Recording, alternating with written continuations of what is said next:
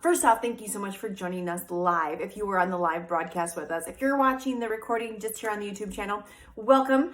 And feel free, if you're watching live, to go ahead and make comments. Make sure you give this video a thumbs up. If you have not subscribed to the channel, hit the subscribe button, ring the bell. But tonight, we are going to be talking about the 3 weight loss mistakes that you might be making. There are certainly, these 3 weight loss mistakes are certainly mistakes that I made.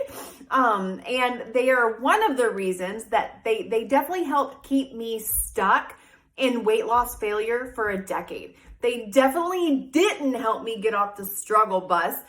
They actually helped keep me there. And these are 3 weight loss mistakes that I not only made, but that I see a lot of my clients make, or just friends and family. Like, it seems like everybody's trying to lose weight right now. And it makes sense. Like, more than 7 out of 10 people are overweight and don't want to be. So I get it. Like, people are trying to lose weight. They're trying diets. They're trying workouts. They're trying to get gym memberships. They're trying all these things.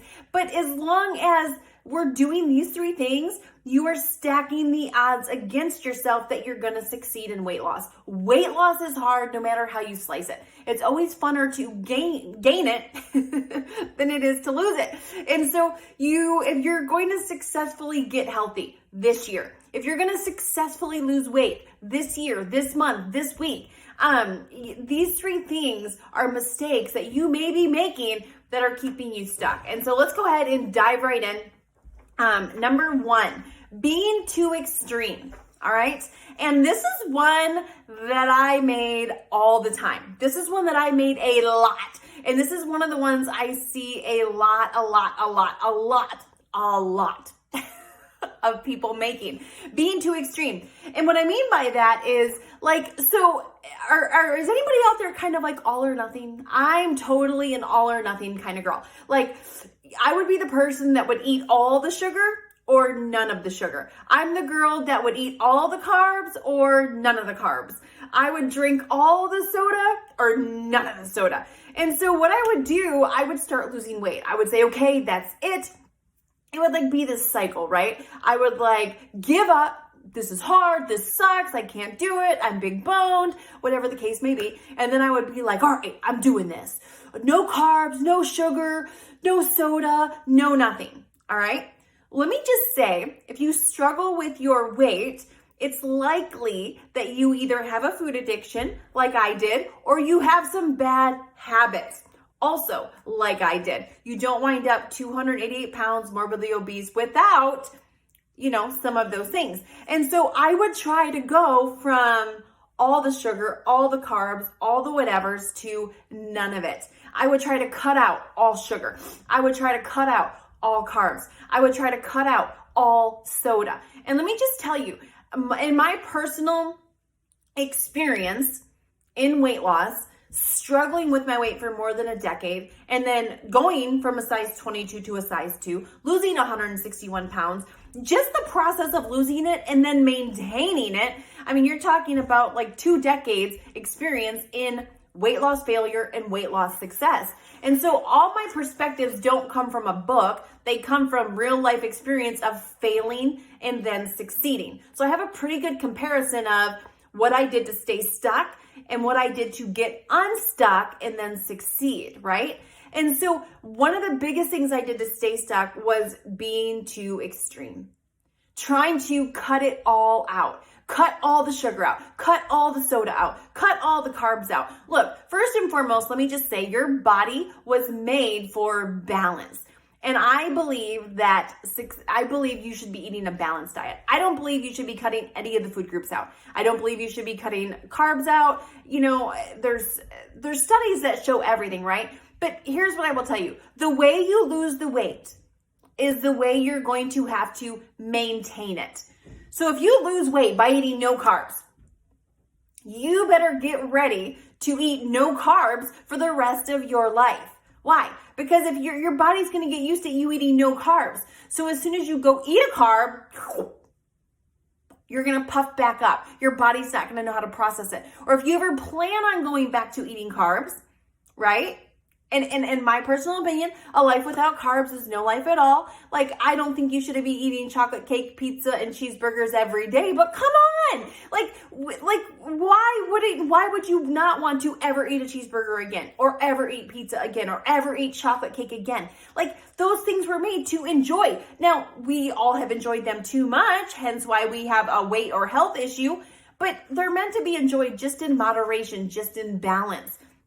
And so being too extreme typically means to not having it, binging. Not having it, having it all. Not having it, and then you quit because you were like, this is ridiculous. This is ridiculous. You deprive yourself too much, and then you want all of it. And then you go binge on, a double or a Big Mac meal, plus a cheeseburger, plus chicken nuggets, plus a shake, plus whatever. And so it's better to have balance when you're trying to lose weight. It's better to not cut out all the carbs, all the sugar. Look, I'm going to say something that most weight loss experts would disagree with, but let me say it and then I'll explain it.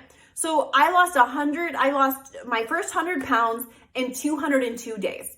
I lost 161 pounds in 13 months. All right. That's how long it took me to go from a size 22 to a size 2, is 13 months. And so again, I lost my first 100 pounds in 202 days. I drank diet soda every single day those first 202 days. Isn't 202 days such a sucker? I was so trying to do the 100 pounds, and once I started getting close to the 100 pound mark and I was tracking the days, I was like, maybe I can do it in 200 days, but nope, it took me an extra 2 days. I'm not complaining. That was awesome. But I would for round numbers, 202 is where I wound up at. But here's the deal. I drink diet soda the first 202 days. I would think almost every day. I would say almost every day I drank diet soda. Now, I am not advocating for diet soda. I'm not saying soda's amazing for you. I'm not saying that soda is you're going to get all these health benefits. In fact, quite the opposite. I don't think soda's good for you. I don't think any of us should drink it. However, it's life, right? And so if you listen to a lot of the weight loss experts or a lot of the gurus or read any of the books, they're going to tell you you can't lose weight drinking soda. Ditch the soda, you're not going to lose weight. Well, my personal results would show that that's not true. In fact, I lost 100 pounds in 202 days drinking diet soda. Now, hear me. Diet soda is not amazing. It's not good for you. I still drink it on occasion. I certainly don't have it like I used to. But for me, starting to lose weight, I was already making so many changes. I was reducing my calories. I was eating less sugar. I was eating less cheese, less butter, less fats. I was eating less processed foods. So I was already making a lot of changes when it comes to my health. So with that being said, cutting out soda for me at that point in time would have been a recipe for failure. I still had to have something. I could drink my soda, my glass of diet soda every day and still feel like I was not gonna die. And I don't drink coffee. Soda's really the only caffeine that I ever have. And so that was my fix every day, right? That was my keep me sane. And eventually over time, I got to the point where I was drinking no soda at all, but that's not where I started. Where you're going to finish is not where you're going to start. You've got to start somewhere that you can sustain. And so what I'm going to tell you is don't be extreme. And that's with your diet. If you're working out, don't be 4 hours a day. I'm going to work out 4 hours a day. I'm going to spend the whole day in the gym. Again, that's silly. That's extreme. Though if you're going to all of a sudden rev up your metabolism, burn all these calories to lose the weight, you're going to have to do that to maintain the weight. So make sure whatever way you're choosing to lose the weight, you have to ask yourself, am I willing to do this forever? Am I willing to, is this a lifestyle that I can do? When I started on this weight loss journey 6+ years ago, it was okay, I'm going to eat better, not 100% clean, but 80-20. And I'm going to choose to work out 6 days a week, 30 minutes a day from home. I can maintain that. I can do that. That's not a death sentence for me. Now, in the beginning, any working out seemed like a death sentence. I did not start. I wasn't the person that was like, you're one workout away from a good mood. I was like, no, God made those people and God made me. I did not start loving to work out. Give me a break. I was 288 pounds, morbidly obese. Everything jiggled when I ran in place, let alone jumping. Like, anyway, yeah. And I was a breastfeeding mom when I started losing weight. So these milk jugs sitting on my chest, if you've ever breastfed, you know, they weigh a ton. So it was like jumping jacks. I would have to hold them even with the sports bra on because I was 288 pounds. They were huge and filled with milk. If you've ever been there, even if they're little and they're filled with milk, you know. So don't be extreme. Don't be extreme. Be sensible. Be normal. Don't be extreme. Yeah, don't try to work out 3 to 4 hours a day. Don't cut out all sugar. Don't cut out all food groups. That is a recipe for failure, not a recipe for success. All right, number 2. Hold on.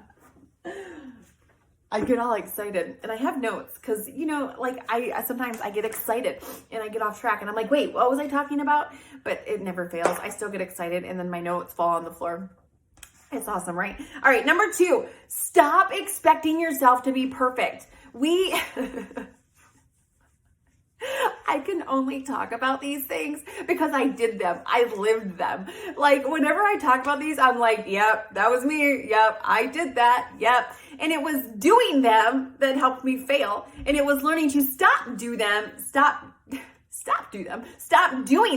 that helped me succeed. And like I would, again, I was morbidly obese. I was 288 pounds. I clearly had some bad habits, but I would expect that as soon as I made the decision to start losing weight, as soon as I was like, all right, I'm going to lose weight. Like, let's go. Like, you know, it was like me getting in the ring and I was like, all right, it was like me against the fat, me against the weight loss, me against the fluff. And I was like, you know, I'm going to knock you out. And then it wouldn't really work out that way. Like I would get knocked out. I'm not a singer. I don't know why. I just did that on camera for you all to see. That's awesome. Anyway, at least you got some comedic relief during this weight loss topic tonight. So I would like get in the ring, right? And even though I was so far from perfect, like, hello, everybody could see how big I was, right? I would expect to start this weight loss journey and be perfect. I would expect that I wasn't going to cave to any temptations. I wasn't going to get off track. The cookie or the cheese or the cheesecake wasn't going to win. I was going to win all the battles. Well, let me just tell you, we're not perfect. I'm not perfect. You're not perfect. There's only one perfect person that ever walked this earth, and it wasn't you and it wasn't me. And so knowing that we're not perfect, like I've looked in the mirror many times and said, Carmen, why do you expect yourself to be perfect? You're not. And anytime you're expecting perfection, it is a measuring stick you will never, ever, ever, ever live up to. And so you cannot expect yourself to be perfect. When you expect yourself to be perfect, you're giving yourself an expectation you can't live up to, and you're going to fail. You're going to get frustrated. You're going to struggle, and instead of learning from the struggle, you're going to get frustrated in the struggle. And let me tell you, frustration leads to one place, and that is quitting. You can't stay in a state of frustrated and expect yourself to succeed. It doesn't work like that. And so I would get started in weight loss, and instead of just expecting myself to do better, like today, my goal is to do better than yesterday. My goal is to do better than I did last time. My goal is to do better this week than I did last week. Expecting myself to improve, all right? And expecting improvement is a realistic expectation. Expecting perfection is an unrealistic expectation that you will never achieve, and you will spend your days in frustration trying to, all right? And so here's the thing, when you do mess up, it's not about the fact of if you mess up, or if you screw up, or if you shove something in your mouth that you weren't supposed to or didn't plan to. It's not a matter of if, it's a matter of when, all right? And so the focus should be on how quick will you recover. And by the way, that's not giving you a free pass. That's not saying you give yourself a free pass and you're like, oh, well, I just ate another box of Oreos again. Oh, well. No, like you don't give yourself a free pass to go do that. However, you don't give yourself this line of perfection of, I better be perfect or this isn't going to work. Or if I eat that Oreo, oh, I just mess everything up. No, one Oreo doesn't mess everything up. The quitting after the Oreo is what messes everything up. Eating the rest of the bag of Oreos, is that a bag? It's not a box. It's not a bag. Package. It's package. You eating the rest of the package of Oreos after the one, that's what messes things up, right? And so it's not the one Oreo, it's not the one bite, it's not the one lick, it's not the one missed workout that messes anything up. It's giving yourself the free pass and expecting yourself to be perfect versus expecting a quick recovery. Like if you eat the Oreo that you weren't planning on eating, all right? And okay, yeah, you weren't perfect. Okay, yeah, you messed up. What are you gonna do next? What follows the mess up? What follows the screw up? What follows the when you get off track? When you go on a date night, when you go out with your friends and you drink too much alcohol, when you went out on a Friday night and the cheeseburger just shoved itself in your mouth, when you ate half the pizza, what happens after you mess up? Because we're all guaranteed. We live on this thing called planet Earth and we're all human. So we are guaranteed that we're going to mess up. So it's not if, it's when. And what will you do when that happens? All right, number three, being conditional. Being conditional. Weight loss is like a marriage. You have got to marry that sucker. And if you're not married or you forgot, it's been so long since you've been married, that means for better or worse, till death do us part, baby. That is unconditional marrying, right? So think about it. When you go marry your spouse, right? When you marry your significant other, when you marry your partner, whatever it is, like you stand at the altar and you say your vows, which basically say, you are committed. You are marrying that person through better or worse, through sickness and in health, till death do us part. When you think about that, like that is like a all-in big sucker, like you're committing to, right? Like till death do us part through better. We all like the better. We don't like the worst, right? And the worst is different for all of us. But like my husband and I encountered the worst the first year of marriage. Like we got whammed with the worst, like right away. Like first 6 months, we were already in the worst, like in the thick of it. By 1 year, knocking on divorce's doorstep, sleeping in separate bedrooms. It was awesome. No, it was not. Thank goodness we've been completely healed from that. Our marriage has been restored. I love him more than I ever thought I could love another human being. Anyway, so, but I had to go through the crap. I had to love through the worse to get to the better. If I would have quit during the worst, I never would have gotten to the better, the marriage we're in today. I would have quit during the worst and just said it didn't work, not even knowing what was possible when we battled through the worst to get to the better. All right. And so weight loss is the same way. You cannot be conditional. Imagine in a marriage, you stood at the altar and you're like, well, I do unless you're a jerk. I do unless you go gain 20 pounds. I do unless you stop taking care of yourself and wear a messy bun. I do unless you spend more time on your phone than you do with me. I do unless you work too many hours and you're not with us. I do unless you cuss in front of the kids, whatever it is, right? Like, if you go into a marriage with conditions, you will certainly fail. Why? Because a marriage will challenge all of those. And weight loss is anything you want to succeed at, you better freaking marry that sucker. Because if you are not committed through the hard, through the good and the bad, through the sickness and the health, through the worst and the better, you will quit. And you will quit during the hard, you will quit during the worst, and you will never get to the better. All right. And so many times I'll see people and even clients that I'm, questioning, they want to join one of our boot camps or they want to join one of our weight loss challenges. And any clients that I talk to, and they're like, well, Carmen, I'm going to give this, I'm all in. I'm going to give it 30 days.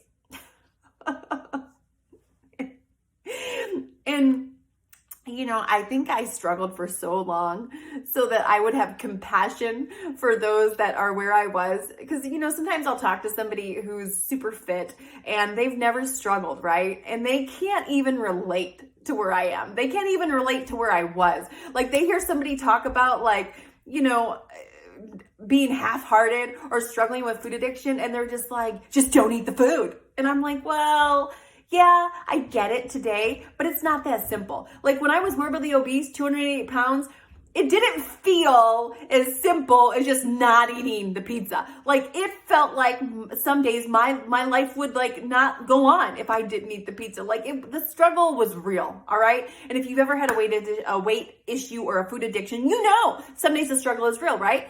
But you cannot succeed. You cannot succeed if quitting is an option. If quitting is an option, you will always quit. If you have a plan B to your plan A will not work. You have got to be 110% committed to your plan A. Why would you make a plan B if you're all in on plan A? And I used to be the queen of plan Bs, right? Like, plan A, if plan A doesn't work, we got plan B, and if plan B doesn't work, plan C. All having a plan B and a plan C kept me from doing was being 100% committed to plan A. If you are all in on plan A, you should never have a plan B. If there's no way plan A is going to fail, why would you waste your time on a plan B? If you have a plan B, C, or D, all that's a sign of is you're not all in on plan A. And someone always says to me, well, Carmen, what if it fails? Well, if and when it fails, then you go find plan B. Then you tweak plan A and keep freaking going. All right? And so if you want your weight loss to work, if you want your new diet to work, if you want to lose whatever your goal is, 20, 50, 100, 200, 300, whatever, how many ever pounds you want to lose, it cannot be conditional. It can't be, I'm going to try this out for 30 days and see how it works. As long as you're straddling the fence, as long as you have 1 foot in and 1 foot out, you will always be out. You can't go left and right at the same time. You will get ripped in half. You can't look forward and look backwards at the same time. It's one or the other. You can look forward or you can look backwards. You can go left or you can go right.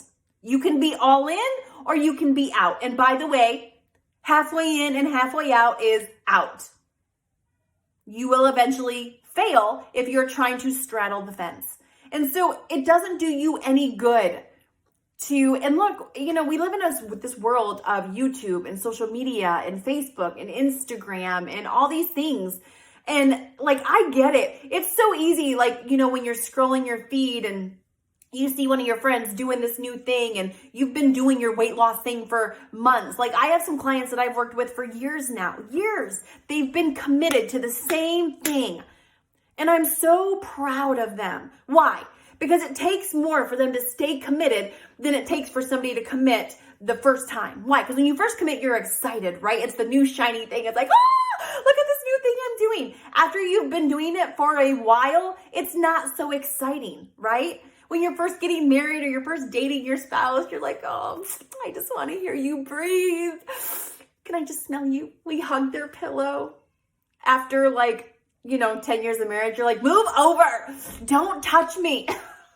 Ew, you smell like sweat. Like, right? All those things. You're like, why are you breathing so loud? Like, all those things that we loved in the beginning. Like, we're like, oh, can you remember just sitting on the phone, quiet, listening to each other? I don't know. I had a long distance relationship. So we would just stay on the phone for hours, sometimes saying nothing. We would watch movies together. And then, yeah. And so after a while, the new thing you were excited about isn't so exciting.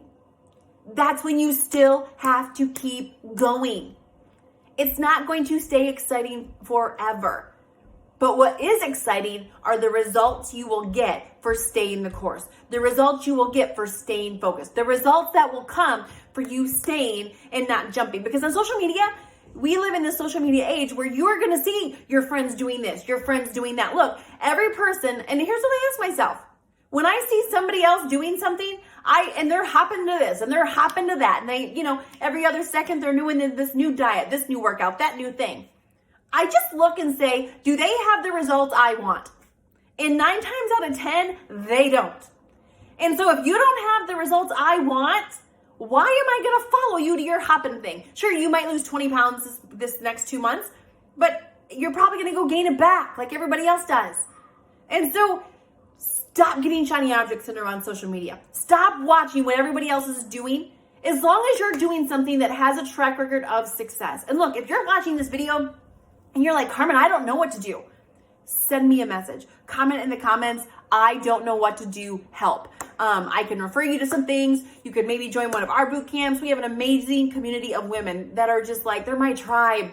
They're like, they're working to become better. They're working on their goals. They're working to help other women join our boot camps. And, you know, it's amazing. If it wasn't for this group of women, I don't know as if I would be as successful at maintaining a size 2. And so there's definitely something to be said about your environment, but take the conditions off. Try saying, I'm going to do this not until I succeed. Not, I'm going to try it out. I'm going to see if it works. Well, I'll do it unless. No, you are here until you reach your goal. And when you go into it with that mindset, when you say, I'm going to do this until I get to my goal, there is power in that. And it doesn't matter. Like 6 years ago, it was like, dude, I'm done. I don't care if it takes me a year, 5 years, 10 years. I am not quitting this time until, even if it takes me 10 years, I'm here. And I wound up succeeding inside of 13 months. So anyway, thank you so much for joining us tonight. Again, if you have not, make sure to give the video a thumbs up. That actually helps us reach more people. My number one goal with being here on, we ran all of our stuff on Facebook for years and years. And my number one goal to switching over to YouTube was to reach and help more people. I'm extremely passionate. Look, I spent a very long time as a weight loss failure. And I spent a very long time as a morbidly obese woman with this heavy burden of weight.